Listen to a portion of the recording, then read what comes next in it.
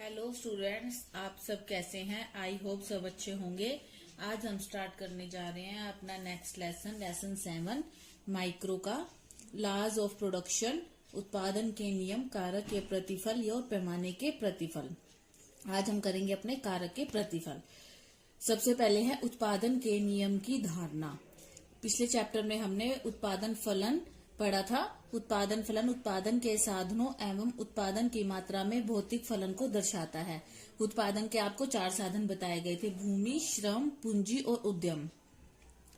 और इनको ये बताया था कि अल्पकाल में कुछ साधन परिवर्तनशील होते हैं और दीर्घ काल में सभी साधन क्या होते हैं? परिवर्तनशील होते हैं। जैसे कि भूमि है, कोई मशीनरी है, प्लांट है, अगर हमारे पास थोड़े से टाइम है तो हम उसको चेंज नहीं कर सकते, लेकिन लेबर और कैपिटल हम उसमें लगा सकते हैं। तो अल्पकाल में जो परिवर्तनशील साधन है वो है लेबर और एक कैपिटल। और दीर्घ काल में हमारे चारों साधन भूमि, श्रम और पूंजी सब क्या होते हैं? हमारे परिवर्तनशील साधन होते हैं। इन्हीं में नियमों के अनुसार वृद्धि होना, अल्पकाल में वृद्धि हो रही है या दीर्घ काल में वृद्धि हो रही है, इन्हीं को ही उत्पादन के नियम कहा जाता है। उत्पादन में नियमानुसार वृद्धि की प्रवृत्ति को ही उत्पादन के नियम कहा जाता है। जब अल्पकाल में हमारे अल्पकाल में जो वृद्धि होती है उसे कारक के प्रतिफल कहा जाता है और दीर्घ काल में जो वृद्धि होती है उसे पैमाने के प्रतिफल कहा जाता है। आज हम करेंगे अपने कारक के प्रतिफल। अल्पकाल में संबंधित उत्पादन नियमों को कारक के प्रतिफल कहा जाता है, जबकि दीर्घ काल से संबंधित उत्पादन नियमों को पैमाने के प्रतिफल कहा जाता है। कारक के प्रतिफल। कारक के प्रतिफल अभी बताया, जो अल्पकाल में वृद्धि होती है। एक उत्पादक उत्पादन की मात्रा में परिवर्तन करना चाहता है। कारक के प्रतिफल मतलब कि अल्पकाल में जो हम चेंज कर सकते हैं। तो अल्पकाल में हम किस में चेंज कर सकते हैं? जैसा कि ऊपर बताया गया है, लेबर में चेंज कर सकते हैं। तो अल्पकाल में परिवर्तनशील साधन क्या है? इसमें हमारा लेबर या श्रम। तो उसी का ही हम आज टॉपिक कर रहे हैं। एक उत्पादक उत्पादन की मात्रा में परिवर्तन करना चाहता है तो वह परिवर्तन एक या एक से अधिक उत्पादन के कारकों में परिवर्तन करके कर सकता है। मान लो हमने अपना प्रोडक्शन बढ़ाना है तो हम प्रोडक्शन कैसे बढ़ा सकते हैं? लेबर को लगा के बढ़ा सकते हैं, कैपिटल लगा सकते हैं, या हम कोई प्लांट न्यू लगा सकते हैं या मशीनरी खरीद सकते हैं। लेकिन टाइम क्या है हमारे पास? कम है, तो प्लांट या मशीनरी वगैरह तो हम खरीद नहीं सकते। तो हम किस में चेंज कर सकते हैं? लेबर में चेंज कर सकते हैं। अर्थात अन्य कारक स्थिर, भूमि को नहीं खरीद सकते हम, उनको स्थिर मानकर एक कारक में वृद्धि हो या कमी करके उत्पादन और उत्पादन के कारकों के इस संबंध को कारक के प्रतिफल कहा जाता है। कारक के प्रतिफल में क्या होता है? बाकी साधन तो स्थिर होते हैं, सिर्फ एक परिवर्तनशील साधन होता है, वो होता है श्रम। उसे हम क्या कहते हैं? कारक के प्रतिफल कहा जाता है। कारकों के अनुपात में परिवर्तन होने के कारण उत्पादन की मात्रा में विभिन्न दरों से परिवर्तन होगा। अर्थशास्त्र में इस प्रवृत्ति को परिवर्ती अनुपात का नियम भी कहते हैं। कारक के प्रतिफल को परिवर्ती अनुपात का नियम भी कहते हैं। तो आपके एग्जाम में अगर ये आ जाए परिवर्ती अनुपात का नियम, तो ये कारक के प्रतिफल या साधन के प्रतिफल भी कहा जाता है। कारक के प्रतिफल को साधन के प्रतिफल, कारक के प्रतिफल, परिवर्ती अनुपात का नियम भी कहा जाता है। तो आगे इसके 3 पॉइंट है: कारक के बढ़ते प्रतिफल, कारक के समान प्रतिफल और कारक के घटते प्रतिफल। आज तीनों को एक्सप्लेन करेंगे हम। कारक के बढ़ते प्रतिफल। कारक के बढ़ते प्रतिफल वह स्थिति है जिसमें कुल उत्पादन उस समय बढ़ती हुई दर पर बढ़ता है जब स्थिर कारकों को निश्चित इकाई के साथ, अर्थात स्थिर कारक कौन से है? हमारी भूमि। और परिवर्तनशील कारक कौन सा है? लेबर। जब स्थिर कारकों को परिवर्तनशील कारक की अधिक इकाइयों का प्रयोग किया जाता है तो परिवर्तनशील कारक का सीमांत उत्पादन क्या हो जाता है? कम हो जाता है। तो उत्पादन की सीमांत लागत कम होती जाती है। अर्थात जब हम स्थिर साधन के साथ परिवर्तनशील कारकों का प्रयोग करते हैं तो सीमांत उत्पादन क्या हो जाता है? हमारा कम हो जाता है, लेकिन कुल उत्पादन हमारा बढ़ता है। सीमांत उत्पादन तो बढ़ता है लेकिन लागत क्या होती है? कम हो जाती है। उत्पादन की सीमांत लागत कम आती है और उत्पादन हमारा बढ़ जाता है। जब कारकों के संयोग में एक कारक के अनुपात को बढ़ाया जाता है तो एक सीमा तक कारक के सीमांत उत्पादकता में वृद्धि होती है। जैसे जैसे उत्पादन बढ़ेगा तो लागत क्या हो जाती है? हमारी कम होनी शुरू हो जाती है। जैसा कि आगे डायग्राम में दिखाया गया है। लेबर परिवर्तनशील साधन है, 1 2 3 4 5। लैंड हमारी फिक्स है और टोटल प्रोडक्शन है 4 10 18 28 और 40। मार्जिनल प्रोडक्शन सीमांत उत्पादन आपको निकालना आता है, तो इसको माइनस करके निकल जाएगा। 10 में से 4 गया 6, 18 में से 10 गया 8, 28 में से 18 गया 10, 40 में से 28 गया 12। तो ये हमारा है सीमांत उत्पादन। आगे है इसका डायग्राम, जैसे कि ये वाला डायग्राम इस वाली टेबल से ही बनाया गया है। यहाँ पे यूनिट्स ऑफ वेरिएबल फैक्टर श्रम, और यहाँ पे टोटल प्रोडक्शन है, और यहाँ पर हमने क्या लिया है एमपी मार्जिनल प्रोडक्शन लिया हुआ है, नीचे लेबर वेरिएबल फैक्टर है। तो कुल उत्पादन बढ़ती हुई दर पर बढ़ रहा है इसमें हमारा, जैसे कि 4, 10, 18, 28, 40। ये डायग्राम ऐसे जाएगा। और ये सीमांत उत्पादन 4, 6, 8, 10, 12।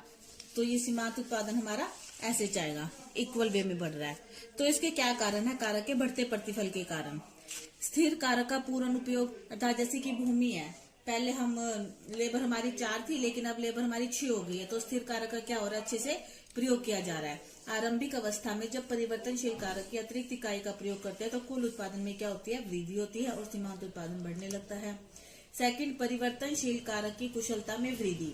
परिवर्तनशील कारक लेबर उन अच्छे से काम करना शुरू कर देते हैं, वो श्रम की अतिरिक्त इकाइयों का प्रयोग करने से कारक की कुशलता में वृद्धि होती है और सीमांत उत्पादन बढ़ जाता है। ये बताया कि क्या कारण है बढ़ते प्रतिफल, हमारा जो टोटल प्रोडक्शन है वो क्यों बढ़ रहा है? जो भूमि है उसका अच्छे से प्रयोग हो रहा है, लेबर का भी अच्छे से प्रयोग हो रहा है, उनकी कुशलता में वृद्धि हो रही है। कारकों में उचित समन्वय, अर्थात जितनी लैंड पर जितनी लेबर काम करनी चाहिए उतना उनको दोनों में उचित तालमेल हो रहा है। परिवर्तनशील कारक और स्थिर कारक की समन्वयता में वृद्धि होगी, कुल उत्पादन में बढ़ती हुई दर से वृद्धि होगी। सेकंड है कारक के समान प्रतिफल। पॉइंट है कारकों में उचित समन्वय। परिवर्तनशील कारक और स्थिर कारक की समन्वयता में वृद्धि होगी, इससे कुल उत्पादन में बढ़ती हुई दर से वृद्धि होती है। तो ये बढ़ते प्रतिफल के कारण थे। किस कारण से प्रतिफल बढ़ रहा था? हमारा स्थिर कारक है, जैसे कि भूमि का अच्छे से प्रयोग हो रहा है, लेबर है जो वो भी कुशल है, एफिशिएंट लेबर लगी हुई है, कारकों में उचित समन्वय है, मतलब कि आपस में तालमेल अच्छा है उनमें। सेकंड है कारक के समान प्रतिफल। परिवर्तनशील कारक की अतिरिक्त इकाइयों का प्रयोग करने से उनकी सीमांत उत्पादकता में वृद्धि नहीं होती। बढ़ते प्रतिफल में क्या पड़ा था?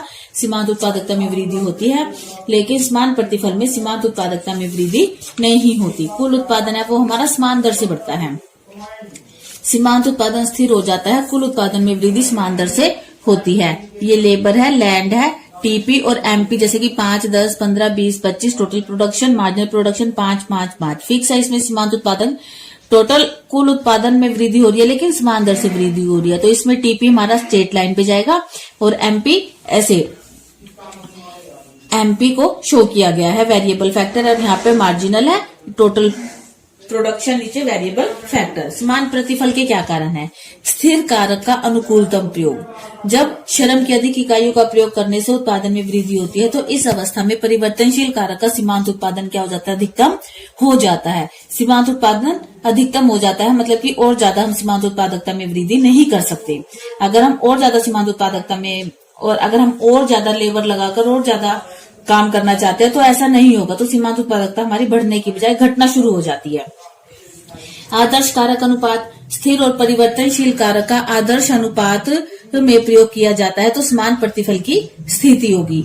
जब इन दोनों को स्थिर और परिवर्तनशील कारक, लेबर और लैंड का क्या है अनुपात, क्या है? दोनों का आदर्श है, तो इसमें समान प्रतिफल की स्थिति होगी। परिवर्तनशील कारक का कुशलतम उपयोग, इसके और बढ़ते प्रतिफल के कारण हमारे मिलते जुलते हैं, तो आप कंफ्यूज होने की जरूरत नहीं है, ज्यादा डिफरेंस नहीं है दोनों में। परिवर्तनशील कारक का कुशलतम उपयोग, तो सीमांत, इसका मतलब क्या है कि लेबर का हमारा अच्छे से प्रयोग हो रहा है, उसमें तो बहुत अच्छे से प्रयोग हो रहा था। बढ़ते प्रतिफल में तो क्या था? कुशल लेबर है, लेकिन इसमें भी क्या है? कुशलतम प्रयोग है, तो सीमांत उत्पादक की मात्रा क्या हो जाती है? इसमें स्थिर हो जाती है। थर्ड पॉइंट है कारक के घटते प्रतिफल। बेनहेम के शब्दों में, जैसे जैसे कारकों में स्थिर कारक और परिवर्तनशील कारक, स्थिर कारक के साथ परिवर्तनशील कारकों के अनुपात को बढ़ाया जाता है तो एक सीमा के पश्चात कारक का सीमांत उत्पादन कम होने लगता है। बढ़ते प्रतिफल में क्या था? सीमांत उत्पादक बढ़ने लगता है। समान प्रतिफल में क्या था? सीमांत उत्पादक समान रहता है। और घटते प्रतिफल में क्या है? सीमांत उत्पादन कम होने लगता है। लैंड और लेबर सेम है। टोटल प्रोडक्शन देखो 5, 8, 10, 11, 11, 10, अर्थात इसमें सीमांत उत्पादक हमारा शून्य भी है और नेगेटिव भी जा रहा है, तो सीमांत उत्पादकता हमारा क्या हो रहा है? इसमें कम होता जा रहा है। 5, 3, 2, तो ये लाइन ऐसे नीचे की तरफ बनेगी, और इसमें 0 है तो ये शून्य हो गया, नीचे आके नेगेटिव हो गया, और यहाँ पर क्या है? बढ़ तो रहा है लेकिन घटती दर पर बढ़ रहा है। घटते प्रतिफल के लागू होने के क्या कारण है? परिवर्तनशील कारक की अतिरिक्त इकाई को स्थिर कारक की अपेक्षाकृत कम इकाइयों के साथ उत्पादन करना पड़ता है। तो परिवर्तनशील कारक का सीमांत उत्पादन कम होने लगता है। अपूर्ण कारण स्थापन, अपूर्ण कारण स्थापन का अर्थ है कि एक कारक के स्थान पर दूसरे कारक का प्रयोग नहीं किया जा सकता। इंपॉर्टेंट है, 1 नंबर में ये पूछा जाता है कि अपूर्ण कारण स्थापन क्या है, कि एक कारक के स्थान पर दूसरे कारक का प्रयोग नहीं किया जाता। परिवर्तनशील कारक और स्थिर कारक का अनुपात उचित नहीं हो पाता, तो उनमें उचित समन्वय नहीं हो पाता, जिसके कारण सीमांत उत्पादन हमारा क्या होने लग जाता है, कम होने लग जाता है। कारकों में कम समन्वयता अर्थात उनकी समन्वयता, स्थिर कारक और परिवर्तनशील कारक की समन्वयता इतनी खराब हो जाती है कि कुल उत्पादन घटने लगता है। और परिवर्तनशील कारक